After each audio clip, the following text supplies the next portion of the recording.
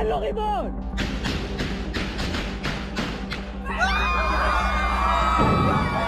Kocur, kepala lo kocur. Yes?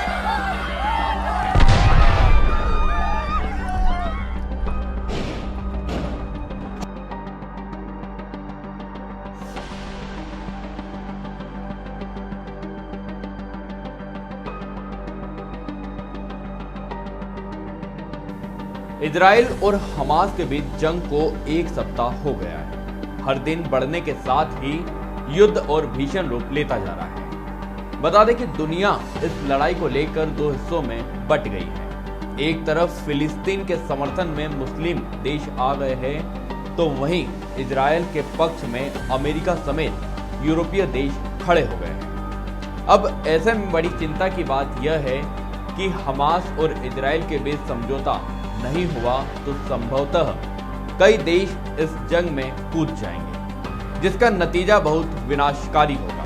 लेकिन इस सब के बीच एक बड़ी चिंता की बात यह है कि आखिर इजराइल और हमास एक दूसरे के दुश्मन क्यों हैं? आखिर मुस्लिम देश हमास का समर्थन क्यों करते हैं? इजराइल को लेकर उनके मन में दुश्मनी क्यों है और वे इसे किस तरह से देखते हैं? इन्हीं सवालों से पर्दा उठाती व्यास मीडिया की एक खास रिपोर्ट आपके लिए है। तो चलिए सबसे पहले हम आपको बताते हैं कि इजराइल आखिर बना कैसे। दरअसल आज दुनिया के नक्शे में इजराइल जिस आकार में है, इसके पीछे सालों पुराना इतिहास है। बता दें कि कभी इजराइल की जगह तुर्की का ओटोमान साम्राज्य हुआ करता था। वहीं प्रथम विश्व युद्ध में तुर्की की हार के बाद इस इलाके में ब्रिटेन का कब्जा हो गया। ब्रिटेन उस समय एक बड़ी शक्ति था और दूसरे विश्व युद्ध तक ये इलाका ब्रिटेन के कब्जे में ही रहा। वहीं दूसरे विश्व युद्ध में अमेरिका और सोवियत संघ दो नई ताकत बनकर उभरे। बता दें कि ब्रिटेन को इस युद्ध में काफी नुकसान उठाना पड़ा। सन 1945 में ब्रिटेन ने इस इलाके को यूनाइटेड नेशन को सौंप दिया। इसके बाद 1947 में यूनाइटेड नेशन ने इस इलाके को दो हिस्सों में बांट दिया, एक अरब राज्य और एक इजराइल। जिस जगह इजराइल बना वह फिलिस्तीन का हिस्सा था। वहीं 14 मई 1948 को इजराइल को स्वतंत्र देश घोषित कर दिया गया। बता दें कि इजराइल के बनने पर लगभग 7 लाख लोग या उस दौरान फिलिस्तीन की आधी अरब आबादी घर छोड़कर चली गई या उन्हें जबरन निकाल दिया गया था। यहाँ से लोग जॉर्डन, लेबनान और सीरिया के साथ गाजा, वेस्ट बैंक और पूर्वी यरूशलेम चले गए। अब आपको यहाँ पर यह भी बताना बहुत जरूरी है कि इजराइल की स्थापना के 2 साल पहले यानी 1946 में अरब लीग ने मिस्र की राजधानी काहिरा में एक स्थायी बहिष्कार समिति का गठन किया था। वहीं यहूदियों के बहिष्कार का यह प्रस्ताव 1948 में इजराइल की स्थापना के बाद भी जारी रहा। इसका मकसद फिलिस्तीन में यहूदी इंडस्ट्री को कमजोर करना और क्षेत्र में यहूदियों के इमिग्रेशन को रोकना था। वहीं संयुक्त राष्ट्र के 2 स्टेट सॉल्यूशन के प्रस्ताव के बाद यह बॉयकॉट स्ट्रेटजी ज्यादा तेज थी, लेकिन इसका नतीजा मनमाफिक साबित नहीं हुआ। वहीं अरब देशों को जब यह लगा कि इजराइल के बहिष्कार की यह नीति उतनी कारगर साबित नहीं हो रही है जितना उन्हें अंदाजा था, इसके बाद दूसरे बॉयकॉट की स्ट्रेटजी लाई गई। इसके तहत गैर इजरायली कंपनियों को इजराइल के साथ कारोबार करने से रोका गया था। जो कंपनियां इसका पालन नहीं कर रही थी उन्हें अरब वर्ल्ड बड़ी फुर्ती से ब्लैकलिस्ट करने में लगा। वहीं अरब लीग के बॉयकॉट का इजराइल की अर्थव्यवस्था और विकास पर नकारात्मक असर पड़ा, लेकिन साथ में अरब देशों की आर्थिक कल्याणकारी नीतियां भी प्रभावित हुई। बता दें कि इन सब के बीच इजराइल किसी के सामने झुका नहीं और नई नई नीतियों के माध्यम से वह न सिर्फ आर्थिक रूप से बल्कि सैन्य ताकत में सबसे ज्यादा मजबूत बन गया। अब आपको बताते हैं कि आखिर हमास कैसे बना और इसका उद्देश्य क्या था। दरअसल फिलिस्तीन को बांटकर इजराइल के बनाने की घोषणा की गई थी। उसके अगले ही दिन 5 अरब देशों ने इजराइल के ऊपर हमला कर दिया। सन 1949 में युद्ध विराम समझौते ने लड़ाई रोक दी, लेकिन कोई औपचारिक शांति नहीं हो सकी। जो अरब आबादी बच गई वह आज आबादी में 20% है। इसके बाद 1964 में फिलिस्तीन लिबरेशन ऑर्गेनाइजेशन यानी PLO बनी, जिसका उद्देश्य इजरायल को नक्शे से मिटाना था। इसके नेता यासर अराफत थे। पीएलओ ने इजरायल पर कई हमले और हाईजैक किए, लेकिन कहीं कोई कामयाबी नहीं मिली। इसके बाद 1967 में इजरायल ने 6 दिनों का युद्ध लड़ा और अरब के 5 देशों को एक साथ हरा दिया। इसके बाद इजरायल ने वेस्ट बैंक, पूर्वी यरूशलेम और गोलान हाइट्स पर कब्जा कर लिया। बता दें कि सन 1973 में इजरायल और सीरिया ने फिर हमला किया, लेकिन 3 हफ्ते में दोनों सेनाओं को उसने पीछे ढकेल दिया।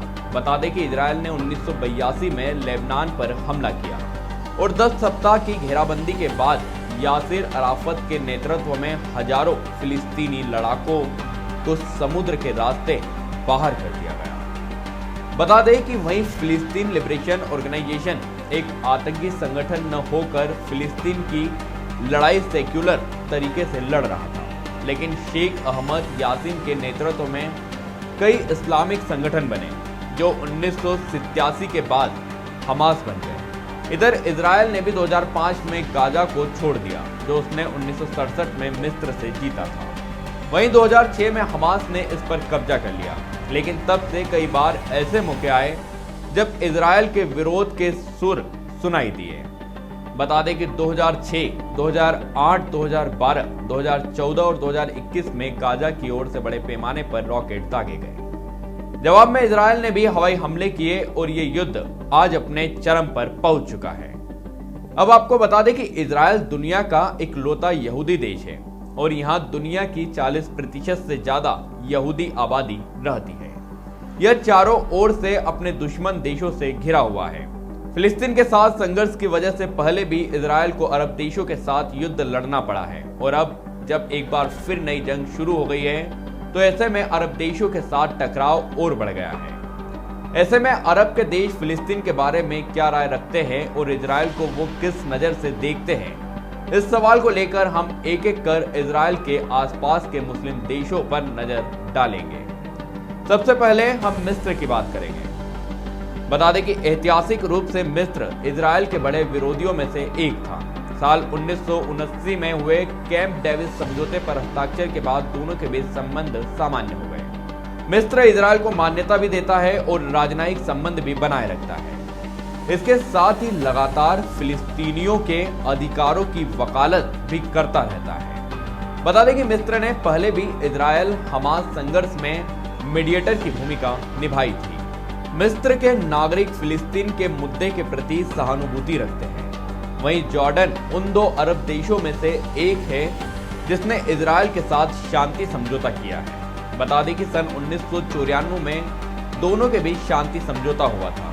इसके बावजूद फिलिस्तीनी शरणार्थियों की आबादी के कारण जॉर्डन के नागरिक की भावनाएं काफी हद तक फिलिस्तीनी समर्थक बनी हुई है। जॉर्डन की सरकार एक ओर इजरायल के साथ संबंध भी बनाए रखती है और दूसरी ओर फिलिस्तीनी इलाकों में इजरायली कामों की निंदा भी करती है। वहीं पड़ोसी देश लेबनान की बात करें तो इसके इजरायल के साथ तनावपूर्ण संबंध बने हुए हैं। इसका अहम कारण लेबनान में ईरान समर्थित शिया आतंकी संगठन हिजबुल्लाह की मौजूदगी है। बता दें कि हिजबुल्लाह इजरायल के खिलाफ कई युद्ध लड़ चुका है और खुलकर फिलिस्तीन का समर्थन भी करता है। बता दें कि लेबनानी सरकार भी फिलिस्तीनी समर्थक है और उसके इजरायल के साथ राजनयिक संबंध भी नहीं है। हमास के साथ ताजा संघर्ष में भी हिजबुल्लाह ने इजरायल पर कई रॉकेट दागे हैं। लेबनान और इजरायल की तकनीकी रूप से युद्ध की स्थिति में है। बता दें कि इजरायल की सीमा से लगे देश के दक्षिण में हिजबुल्लाह का गढ़ है। 2006 में दोनों देशों के बीच एक युद्ध छिड़ गया था।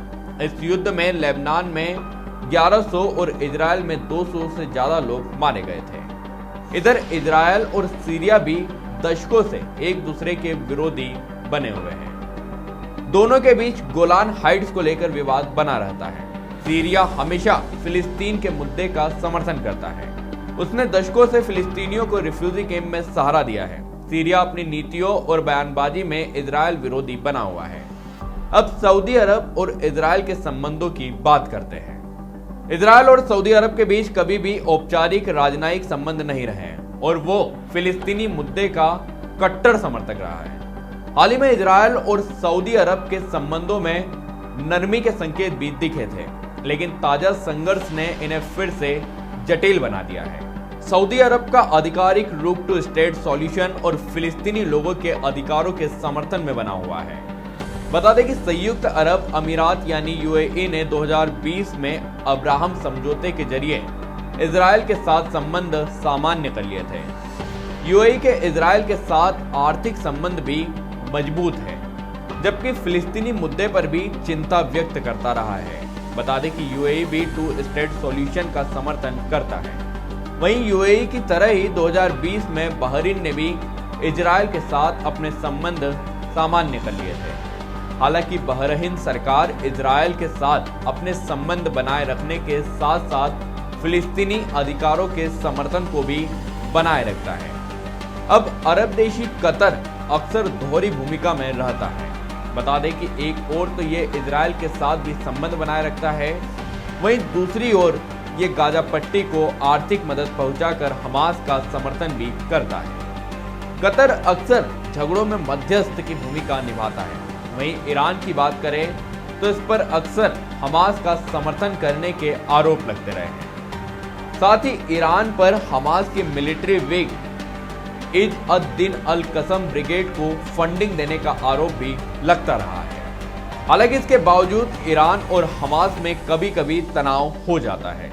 उसकी वजह यह है कि ईरान शिया बहुल राष्ट्र है, जबकि हमास सुन्नी संगठन है। तनाव के बावजूद इजराइल का विरोध ईरान और हमास इन्हें करीब ला देता है। फिलहाल के लिए इतना ही। इस तरह की तमाम खबरों को देखने के लिए व्यास मीडिया को लाइक करें, शेयर करें और बेल आइकन दबाना ना भूलें।